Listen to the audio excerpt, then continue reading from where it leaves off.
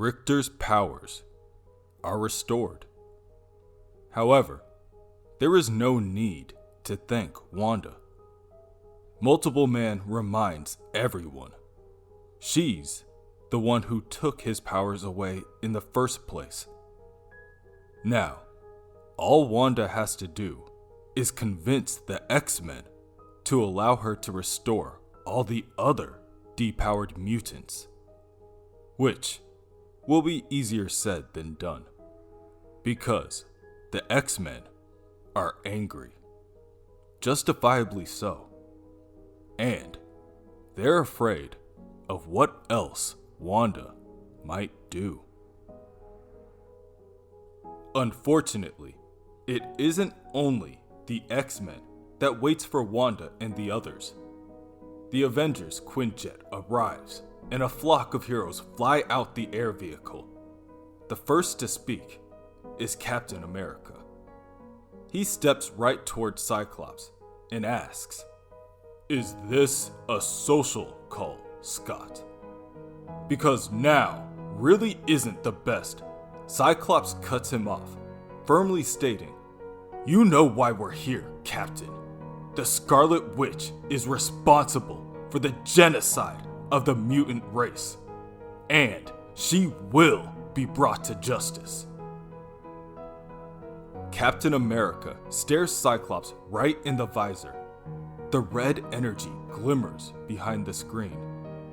"Yes, she will," he says, "but not today, and not by you. Whatever she's done, the Scarlet Witch was an Avenger, and we take care of our own." Magneto tries to interject by telling the two heroes that this doesn't have to become a turf war. Both teams can work together with Wanda to ensure that "Stay out of this, Eric."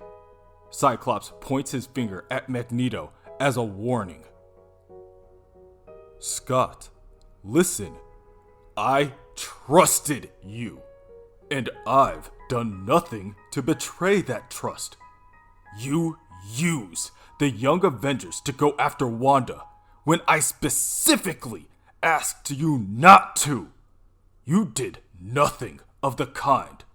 I'm warning you, Magneto." Cyclops' visor now begins to glow even brighter. But before anything else can be said, a mighty earthquake breaks apart the ground beneath their feet. All the Avengers and the X-Men scan the area to pinpoint the origin of the attack. They find Richter and the rest of X-Factor.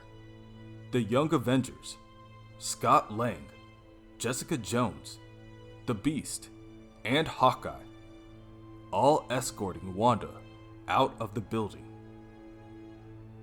Pietro is the first one to approach his sister. Quicksilver hugs the Scarlet Witch, squeezing her tight and letting out a sigh of relief. "Sister! They are going to kill you, so when I give you the signal, we run. Are you ready?" Wanda chuckles softly and tells her brother, then again to her father, she will not be running. And they must promise to let her go without a fight. Not even father would make a promise that empty. Pietro scoffs. The Scarlet Witch then turns to Captain America, telling him that she wants to take full responsibility for what she has done. But she's begging that before they imprison her or destroy her or whatever they're going to do, they just let her alleviate the suffering that she has already caused. This enrages Cyclops. He fires an optic blast that shatters the already fractured rubble at the Avengers' feet. He snarls, "The Avengers don't get to negotiate on behalf of mutant kind. The Scarlet Witch is coming with us. The X-Men will hold her accountable for her crimes." Magneto asks him directly, What is wrong with you, Scott? You're better than this. You have every right to your anger, but you cannot afford to act on it. I hate to say this, but right now you're behaving like me. And I wouldn't wish my mistakes on anyone, least of all you. The X-Men didn't come here to make things right. They came here for payback. And they shall have it, Wanda tells her father. She refuses to be the source of any future conflict. She willingly chooses to go with the X-Men. Say goodbye, Magneto, Cyclops orders. Wanda, I beg you. Before Magneto can finish his sentence, Cyclops attacks. At once, all the X-Men follow suit. Emma Frost attacks Wonder Man's mind in order to keep him off the playing field. Colossus attacks Luke Cage. Iceman stalls Quicksilver as Rogue clashes with Miss Marvel. In the sky, Storm summons powerful lightning to overload Iron Man's armor. Captain America tries to convince Wolverine to try to reason with Cyclops, but it isn't worth Logan's time. He aims his sights directly for Wanda. Hawkeye, Beast, Jessica Jones, and the Young Avengers stare in disbelief. Kate Bishop motions the team leave while they still can. Wiccan refuses.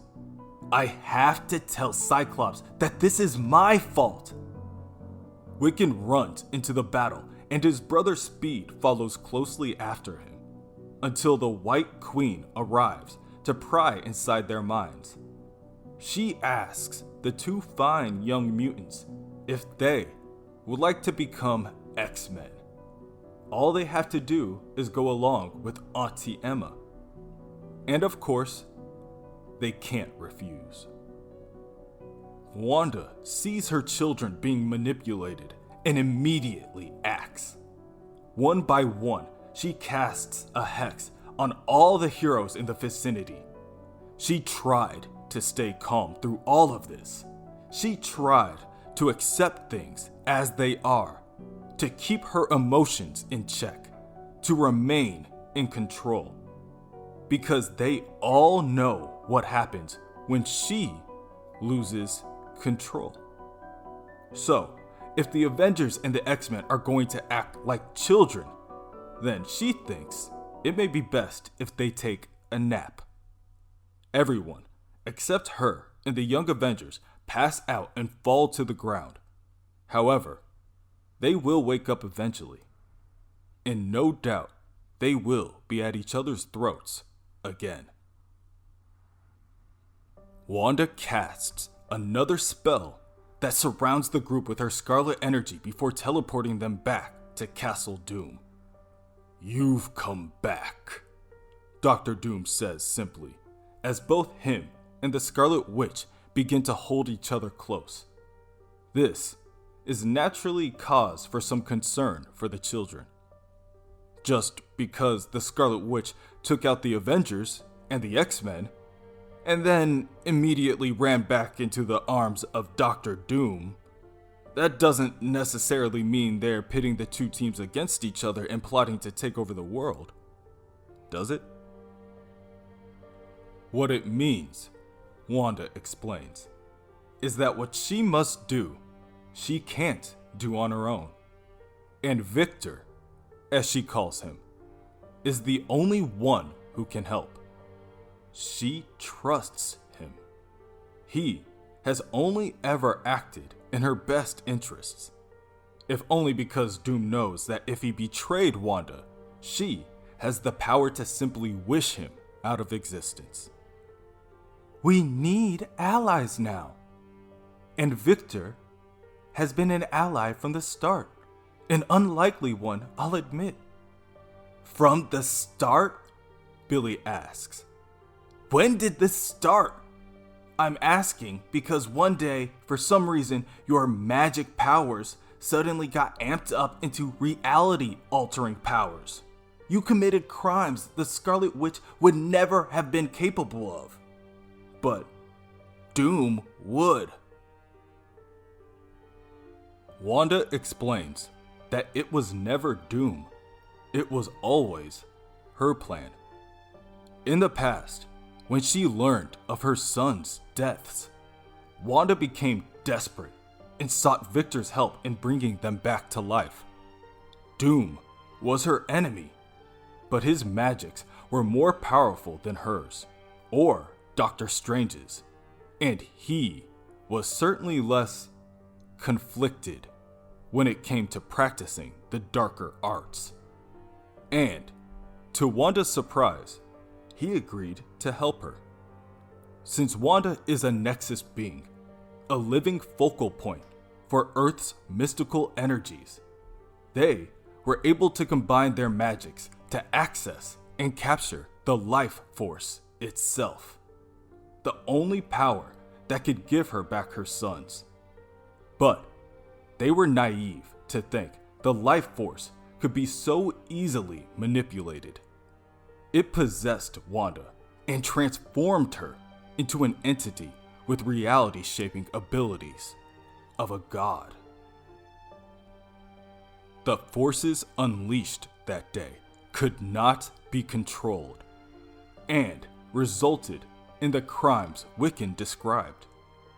It wasn't until months later that Doom's scouts found Wanda living in Transnia, with no memory of who she was or what she had done.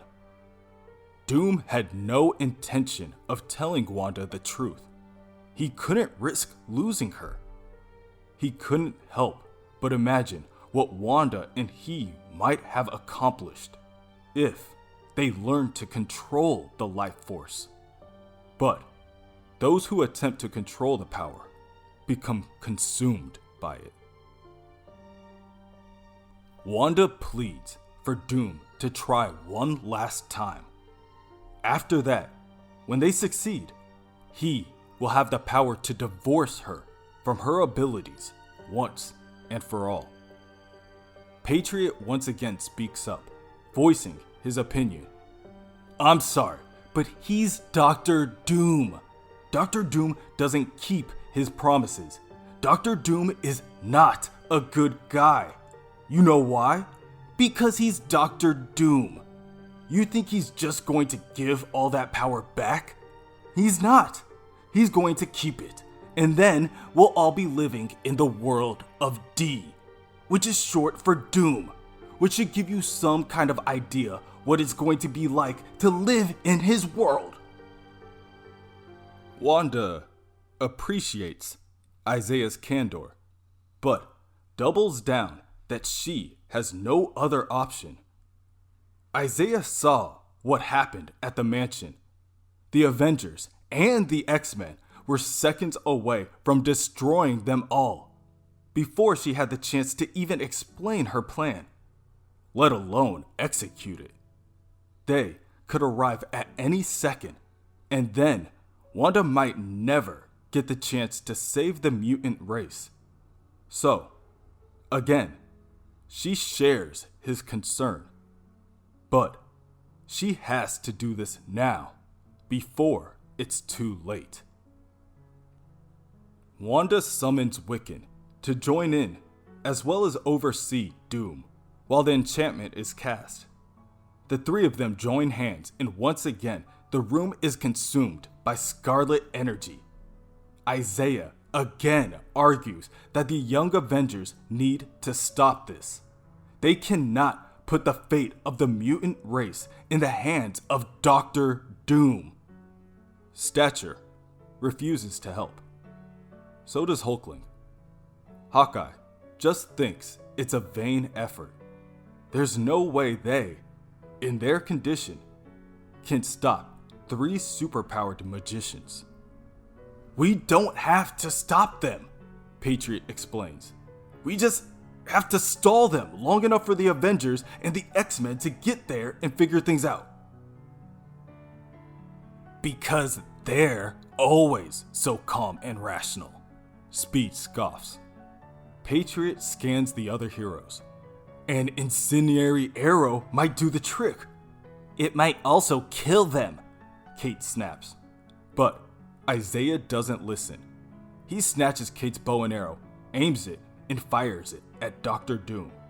The arrow zips across the room, and instead of hitting Doom, it plants itself right into Wanda's abdomen. Wanda falls to the ground and begins to writhe in pain as she bleeds out. Wiccan gasps and runs to aid his mother. He desperately casts a spell to heal her.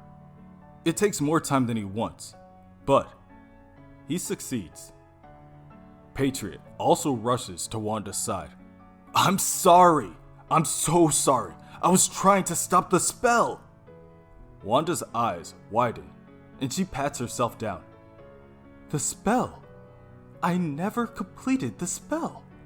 But the power, the life force, I can't feel it anymore. It's gone. The mutants, I can't help them now." Suddenly, a gold glow begins to radiate from on high. Speed is the first to notice, and then the rest turn to inspect the origin of the light. Patriot holds up his shield to aid his vision, and a small piece of shrapnel falls from the ceiling. It bounces off his shield and clinks as it hits the ground. The heroes examine the piece of fallen debris and realize it's a mask. Their eyes raise back to the sky, and they see Dr. Doom without his mask for the first time.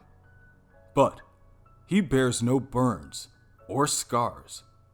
His face is repaired, fully realized to his former glory. "Victor is here," he says piously, "and I am going to take care of everything."